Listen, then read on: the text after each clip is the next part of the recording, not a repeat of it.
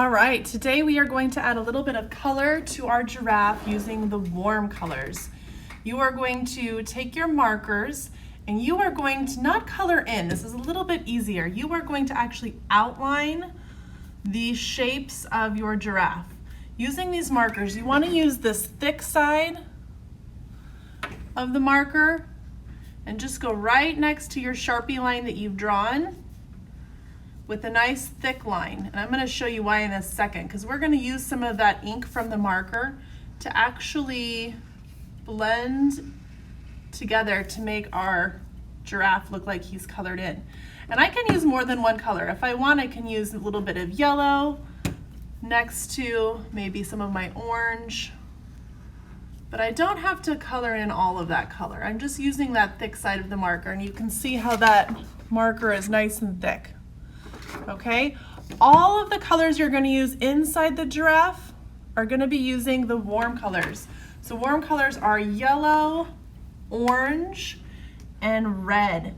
And then there's this kind of really pretty pink, sort of a raspberry color, and you can use that too. So I'm going to outline all those spots. I already did a little bit of this. I'm going to outline all of my giraffe.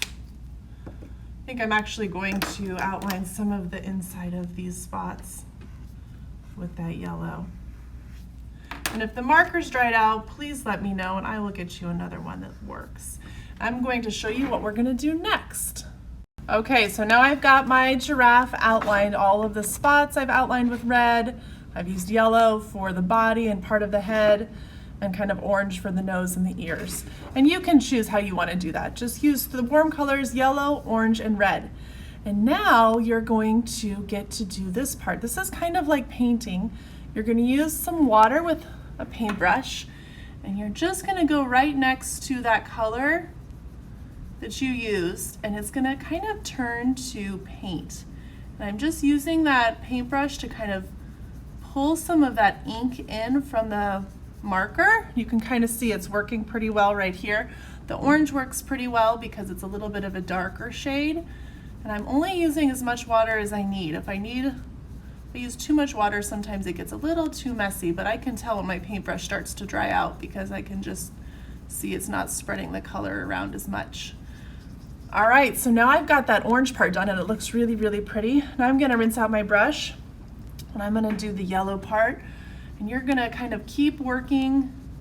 The yellow isn't quite as bright, so it's not going to show up as much, but you still will see it a little bit. I'm just gonna use as much yellow as I can. Sometimes that orange will mix in with it, like right here, and that looks kind of cool too. The thing about the warm colors is they all look nice blended together. Like right here, I used orange and yellow, so those are gonna kind of blend together and make a really pretty orange-yellow color.